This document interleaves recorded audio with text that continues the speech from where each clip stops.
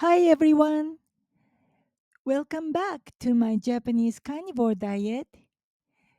We are doing 30-day challenge and today is day 20th. Now, congratulations, you have done two-thirds of the 30-day challenge. We have only 10 more days to go. So today is your favorite topic. Let's go to Sushi Bar.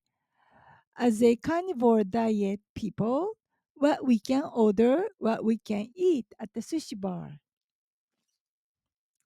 And even if you don't agree with the carnivore diet, that's okay. Because in this channel, I will be talking about Japanese foods, culture, mindset, and custom. So even though you may not like carnivore diet, I'm sure you would still find my channel useful. And just the analogy, I see diet and going to gym are the same. You know, when you go to gym, there are different exercise classes. Some people go to yoga class, some people has 101 weightlifting coaching, and if you are like me, I love my Zumba dance class. So even though we have different exercise programs, we have one thing in common that we all want to be healthy. And that's what it is. So all we care is about our well being. So today's topic, here is my table of contents. We talk about sushi bar. First, I would like you to know there are types of sushi that you can order. And then communication with the sushi chef is very important. And the types of soup I would recommend and also carnivore tricks. There are some tricks you can do at the sushi bar. Of course, I'm not making any medical claims and I am just sharing my personal experiences. The results may vary. Okay, first of all, if you live in the United States, I strongly suggest you check with your local Whole Foods supermarket and attend their sushi class. I understand that Whole Foods occasionally provide a sushi class, and I highly recommend you to take that class. Not so that you can prepare sushi at home. Well, if you can do it, that's wonderful. But just to let you know how much trouble that is to make a sushi, so that next time you go to sushi bar, you would appreciate. I hear many American people who take Whole Foods sushi class, at the end they say, wow, it's much better just order food to go.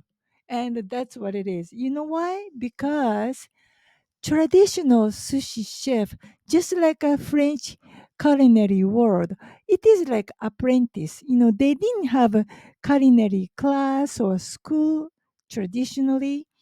And then usually the sushi chef start their career as an apprentice. And we said it takes a good 10 years to become a good sushi chef because you spend the first 1, 2 years just washing the dishes. And then maybe the third year, they teach you how to use cooking knife, and then you start with like steaming and grilling, and preparing sashimi and sushi are the last step your mentor will allow you because they want to make sure you are serious and you are determined. And also they train your mindset, but that's a traditional many years ago. And today, especially in the United States, there are so many quick and easy sushi classes, or they call sushi college. So me as a Japanese from Japan, i'm kind of a I am a very authentic person. So that's another reason I don't really go to sushi bar while I'm in Los Angeles, because Because of this reason, I really appreciate sushi chef, the culinary. It's more like art to me. And I really respect those sushi chef who went through the traditional training. But again, it's a personal preference. So a little bit about me. My name is Grace. That's my English name. You can call me Grace. I am a California licensed occupational therapist, and these are the university I graduated from. And these two books, The 100-Year Life and The Plant Paradox, these are the books really, really inspired me. Even though I am a rehab expert, I believe prevention is more important. And my passion is your well being in this 100-year life. And Hippocrates, the father of medicine, he already said thousands of years ago, let food be your medicine. And in Japan, we have an old saying, Ishoku Dogen, the meaning food and medicine are the same. However, unfortunately, this is what we are today. We believe it's the medicine and the surgery that keep us healthy, and not everybody's excited about changing lifestyle. So my special thanks to those three gentlemen, because I used to have a overall inflammation, and that really bothered me. The difference between the traditional carnivore diet and the Japanese carnivore diet is that if you are quite obese, if you are big, if you have a serious chronic disease or health concerns, if you need to lose over 100 pounds, then you might want to try traditional carnivore diet where you eat meat only. But if you are like me, little bit chubby, not too big yet, but if you are chubby, but you are active, you care about your lifestyle, you do jogging, walking on a regular basis, but occasionally you have inflammation like me, your knee hurts, your low back pain, sometimes you have brain fog, and if you lose maybe one or two dress sizes, you are happy. Then this is for you. As you know, the beauty of a carnivore diet is we don't have to count calories. As Dr. Kim Berry said, you can eat all the way until you feel comfortably full. Okay, now about sushi. I would say there are 5 types of sushi: nigiri, oshizushi, which is a press type, makizushi, the roll, gunkan is a boat, and the chirashi is chirashi. I don't know what to say chirashi in English. And if you remember my previous video, maybe day 16, I talked about the differences between the west region of Japan and the east region of Japan. Since I am Osaka, the west region of Japan, as far as sushi goes, the Osaka people, we are well known for pressed sushi, oshi sushi, or roll, makizushi, whereas in Tokyo, they are nigiri, the regular sushi you know. So here is the picture. So nigiri, the upper left hand side is the what the Tokyo people are really good at it. And actually I like nigiri in Tokyo. Now, the upper right hand side, that's a oshisushi, the pressed one. Usually it looks like a rectangular, and this is my favorite. Osaka people, I love this. This is called the batera. It's a pickled mackerel. You see that kind of blue fish? That's a pickled mackerel, not the raw. They pickled in a vinegar, and then we put rice on the bottom, and then we put this mackerel fish pieces, and then you press it, and then you slice it so it looks like a rectangular like this. That's oshisushi. That's Osaka famous for. And then The lower left hand side, that's a variety of maki sushi. We have so many different kinds. I think here you have like salmon on the top, and then second row left is a tuna and a cucumber, and maybe the second on the right is a egg and the cucumber, something like that. So maki sushi can be a variety, and also the variety of sizes. These are relatively skinny one because they have only one or two kinds, but they can be also very big one. We call it futomaki. Futomaki can have so many variety inside, and that's good too. I like that. Now, the fourth kind, which I didn't mention in the previous video, the difference between Osaka and Tokyo, because this gunkan, I think you can get it anywhere. It's not just the left, west side or east side. It's all over. So gunkan is a kind of boat. Gunkan literally translate the warship or battleship, because they make a portion of rice and they wrap the seaweed, and then there's some space, kind of cup like a space, and then they pour, this is a ikura, the fish roll, or sometimes they put uni, sea urchin. Yeah, usually gunkan is for ikura or sea urchin uni. Okay. Now, the fifth kind is chirashi sushi.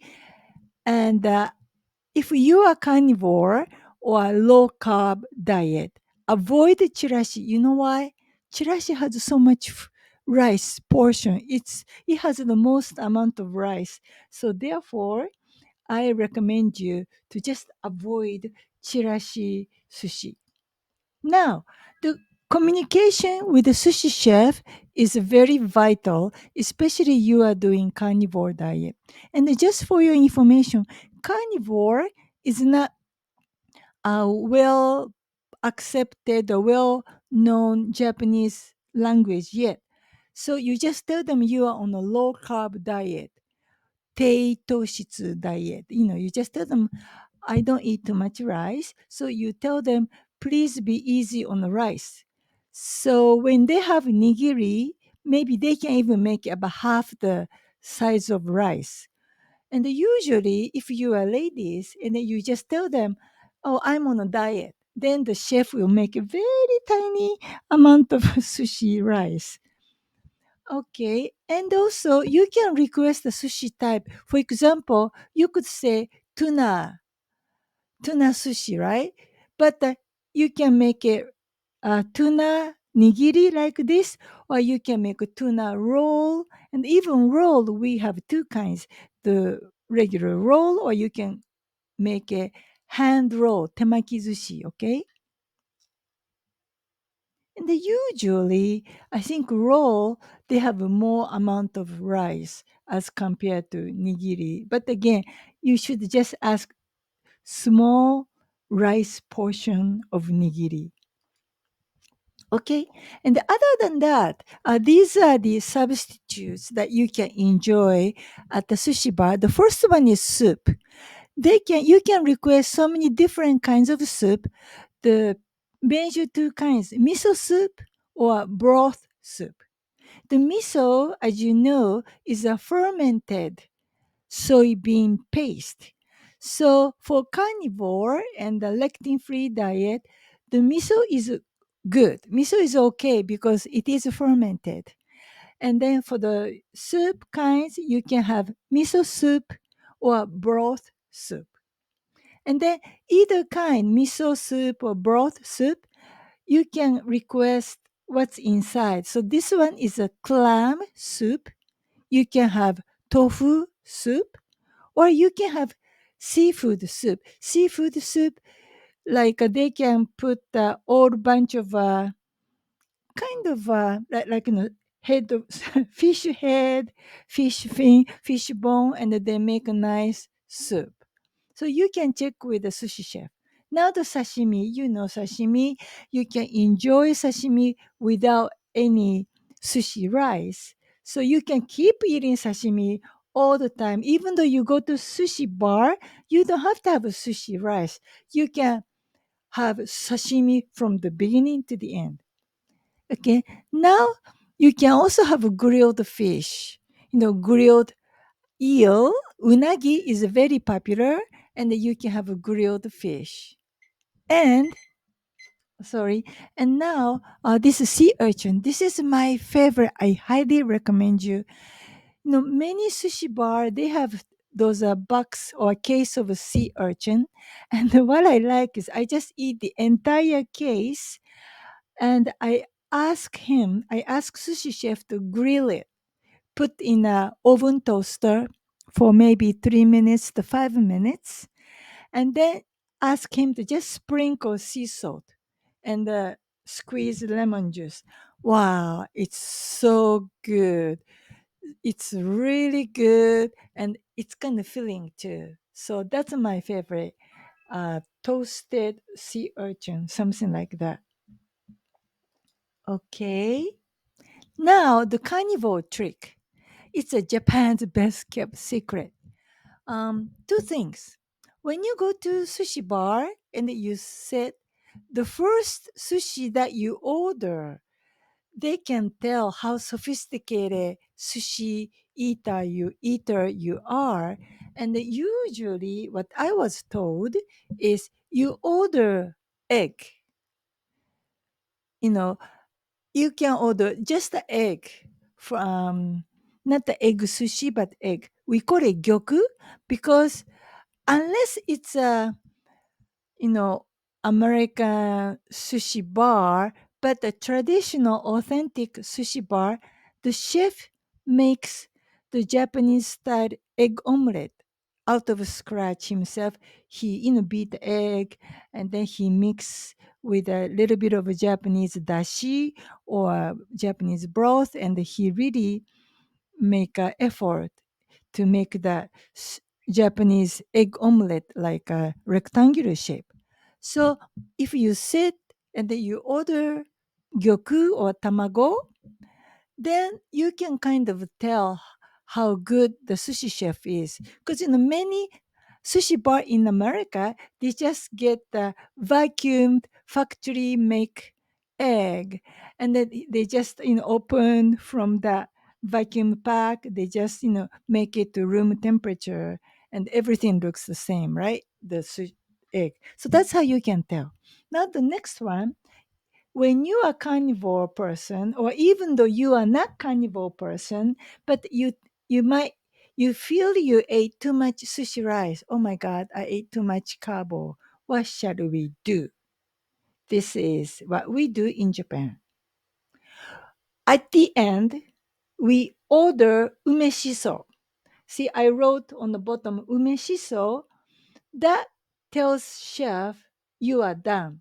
Usually we use umeshiso, then we give them an idea, okay, we are full. Now we are ready for check. So you say umeshiso, and umeshiso can be like this. The roll it, it's a nice what do you call it? Like cylindrical shape, and they slice it, umeshiso, or can be hand roll. So he would ask you, okay, do you want it maki or do you want temaki, the hand roll? So you tell them whichever. But why umeshiso at the end? Because umeboshi is a pickled plum, and the pickled plum is rich in citric acid. And somebody say citric acid help your body kind of alkaline. The carbohydrates make your body acidic. So umeboshi is our traditional Japanese wisdom to keep your body alkaline. So that's why at the end of a sushi bar, usually we request umeshiso. Umeshiso is the picture on the top, and the umeboshi is the one on the bottom. If you have guts, you can just order umeboshi, but I warn you, it's quite sour. So, just like you if you imagine lemon, ooh, your mouth become watery, right? Because your body automatically secretes saliva in your mouth. That's what happened in Japanese mouth. When we think about umeboshi, almost 100% of all Japanese people, our mouth become watery because it's so sour. To us, sometimes more sour than lemon. And because of that, these days, the umeboshi manufacturer make sweetened umeboshi. They pickle umeboshi with honey, which is not that good. The traditional, very, very sour one is better. Okay, that's all for today. I hope you enjoy today's sushi bar video. Uh, Even though you may not be on a carnivore, but again, I hope you find this video helpful. So now we are day 20th of 30-day challenge, 10 more days to go. I'll see you next time. Bye bye.